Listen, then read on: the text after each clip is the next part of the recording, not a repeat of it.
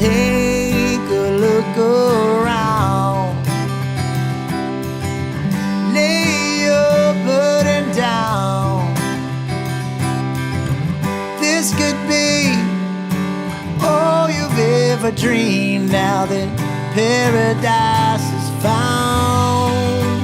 The record itself was recorded, in Nashville, right? Exactly. Tell me a little bit about when and where, because these days it's pre-COVID, post-COVID, during COVID. Exactly. This was just prior to COVID. So we did the initial recordings at the end of 2019. I did the final overdubs, I think, in February of 2020. Right. And then, the world shut down, and, we were hoping to release it in 2020. Then we said, all right, hopefully 2021. And all signs just kind of pointed to this year. And I'm really glad we waited because, like I said, the tour behind it has been really successful. And it just feels like a good time to be getting out and working a record. Cool. So I see you had Ken Coomer producing used to be in Wilco. How did that happen, and why are you working with him? Well, this is actually the second record we've had Ken produce for us. He did our last record, One and Only, and I initially found him. I'm a big fan of the Wood Brothers, so I reached out to Oliver Wood initially 2 albums ago to see if he would produce our last record, and he was busy touring with the Wood Brothers, and he said you should reach out to my friend Ken Coomer. He's great, and right. I sort of interviewed a couple different producers, and within about 30 seconds, I said, all right, I think this is my guy. And so he did such a great job with the last one. He brought him on for Paradise Found, and he's got a really good sensibility as far as choosing which songs are the correct ones to be putting on which record, and any sort of edits or tweaks to the songs. He's got a really good ear for that, as well as just getting great sounds. Right. Obviously, he was the drummer in Wilco, so the drum sounds, I think, are fantastic, and actually some of my favorite guitar tones I've ever gotten recording. So he's got a really nice sensibility in the studio and easy to work with. Right. So what was the vibe like in the studio? It was laid back. I mean, we've put out a number of records, and I think, everyone's always has – a lot of people have kid gloves in the studio, and they want everything to be perfect and shiny. And we've never – really been that, but of course we want to put out a great sounding record. And my drummer and I just sat down and said, man, the live show is great. We know that's a solid product. Let's try to make it as close to the three of us going in a room and cranking up and rocking out. Right. So that's really, for the most part, what we did, other than some extra background vocals and some keyboards. It's just 3 guys in a room plugging in and cranking it up. Yeah, well, that's what it sounds like. That first track, Give My Life to Rock and Roll. It was refreshing as a starter. So, and I see there's a video with it as well. So tell me a little bit about the song. When did you write that? Stay with me. Stay till the fire's low. You can play with me, but I give my life to rockin'. Stay. Fire's low. You can lay with me, but I give my life to rock and roll. That song was actually written in Nashville before that, maybe 6 months or a year before that, and I wrote it with a good friend of mine, Austin Plain. The majority of my songs I write by myself, but more and more, really because of Ken Coomer. He's told me I should come down to Nashville and try the co-writing thing with other people. So right. Austin's a friend and a great songwriter, and we've always had a good time writing. Whether we get a song or not, it's just a great connection. And that one, we were actually Bob Seger was in town that night playing at the stadium there, and I was thinking, I came in and had a coffee and said, all right, man, let's do this. And hopefully if we get out in time, I can go see Bob Seger. And so we just kind of were just riffing on, not Bob Seger, but just kind of thinking about a rock and roll concert. A little old-time rock and roll. Old time, exactly. And it just kind of quickly we just went down that path. And it sums up, really our life on the road and living out of a hotel room and all that, the good, the bad, and the ugly with, I think kind of a little bit of a nod to the Rolling Stones with the beat. And, just exactly the kind of music we love to crank up and listen to. That kind of, the Bob Seger thing it makes the piano, the rockin' piano make a little more sense as well. Not that it didn't make sense, but I mean, No, absolutely. That's a part of it for sure. Now, there's a song called Something About Love, which sounds, there's some electric piano, maybe some background vocals and things. So, what's happening there? Tell me a little something about love. Teach me a little bit about life. Show me the ways of the world. If you lean, I'm gonna follow tonight. Yeah, so that's one of the songs that has some guests on it. Jimmy Wallace came in and played some. On that song, he's playing a Wurlitzer piano. Right. And he spent a long time touring with, and I think still does tour with, Joe Walsh from the Eagles, as well as the Wallflowers and a number of others. Really talented, and a guy that we had worked with once before and said, hey, we'd love for you to come in and doctor this up. So he played the keys on that, and then an artist, Sarah Ali in Nashville. I knew I wanted a female vocal on this song. Originally, I was thinking about going back and forth. I'd take a verse and she'd take a verse, and the more we sat with that, it felt like that might confuse things a little bit, but having the female aspect in the chorus I thought was important. So she came in and sang that, and I don't know, I think it's got a little bit of like a Sheryl Crow or Bonnie Raitt vibe with her on there, which two of my favorites. So well, being in Nashville, it must be easy to find people to just go, hey, how about singing a little BBs for me? Is that how it works?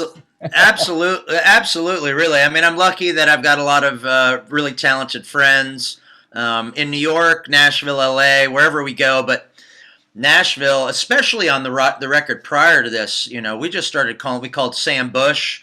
He came and played mandolin. I said, I'm here in pedal steel, and that's a town where if you want pedal steel, you got a Rolodex of about 100 people. So I'll bet. It was. We definitely wanted to keep this record as core to the trio as we could, but we put a little extra on it where it was needed, and she was a big plus on that song. Right. Now, there's a song called Turn Around, which is kind of a little mellower, kind of more personal, I'm assuming, lyrically sounding thing. Which is kind of mostly guitar and vocal, very heartfelt kind of song. Exactly. I know I've been driving you crazy, trying to make everything perfect for you lately. All you need is a little love from me. All I ever do is let you down. It's the end of the road, and I'm hoping you turn around.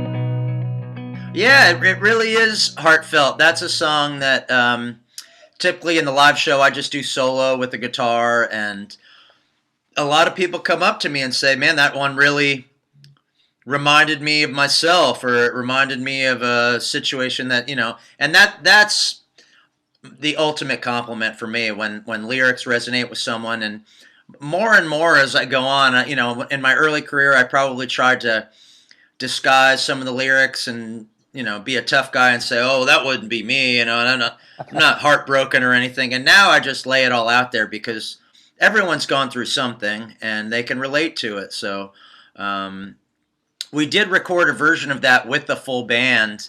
Right. And we quickly realized that we may release that as an extra at some point. It sounds great, but just the voice and the guitar really lays it out there in a really special way. Right. And now, speaking of guitar, it's followed by a tune called Ransom, which has got some serious buzzed out guitar going on there. Yeah. If you fall asleep during Turn Around, Ransom will wake you up. Beware of the news that you hear from strangers. All them secondhand blues only leads to danger. Searching for just one grain of truth.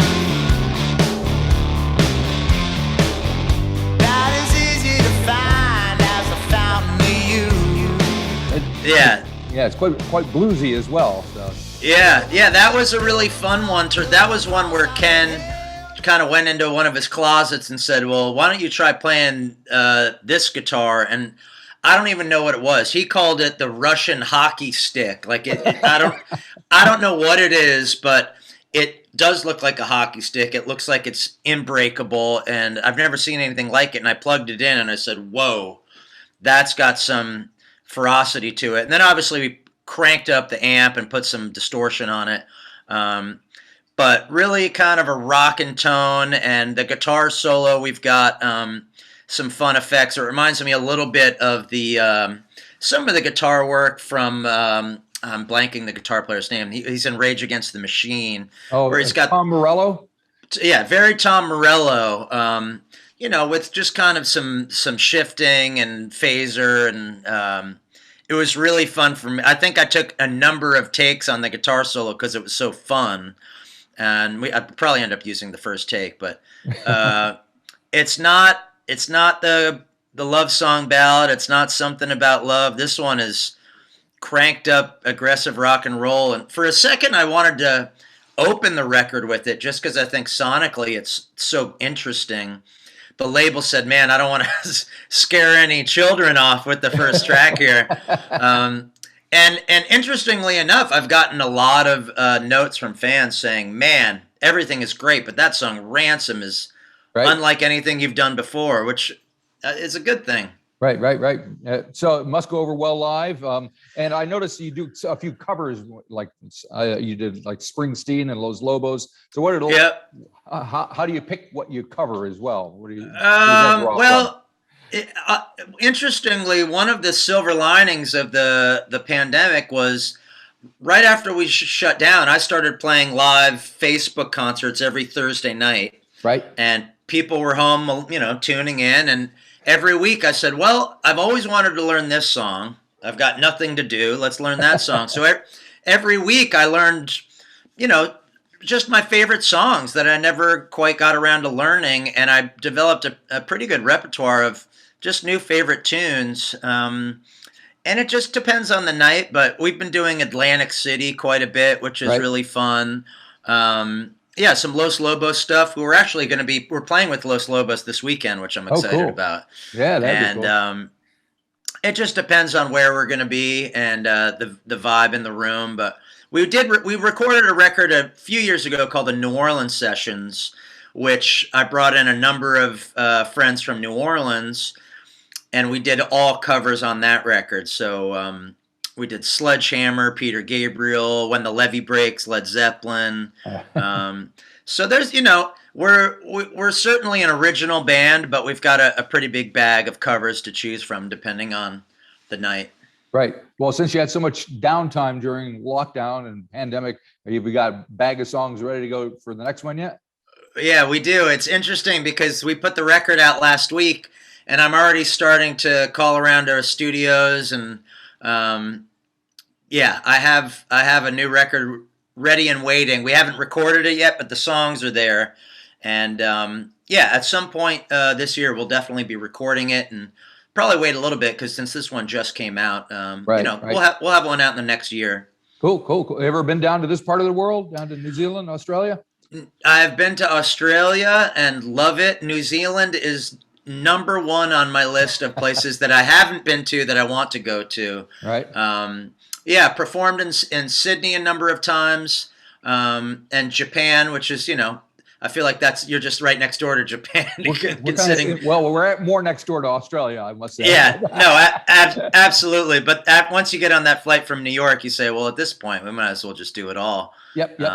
We would love to get to New Zealand. That's a place that I've wanted to go to for a long time. Very good. Well, hopefully you get down. Yeah, we have a great Americana scene here. Believe it or not. I'm not sure how that happened. No, absolutely. Yeah, I think it's great. Very cool. Very good. Well, we'll look out for the next record when you come around, and in the meantime, hopefully you can make your way down to this part of the world. We'd love to see it. Yeah, we're looking forward to it. Sounds like it's all going well, and good luck with your show tomorrow night. Is it tomorrow night? Bitter End, yeah. Yeah, absolutely. Excellent. All right. Thanks a lot. Great to see you. Thanks so much. Hello. Bye-bye. Bye.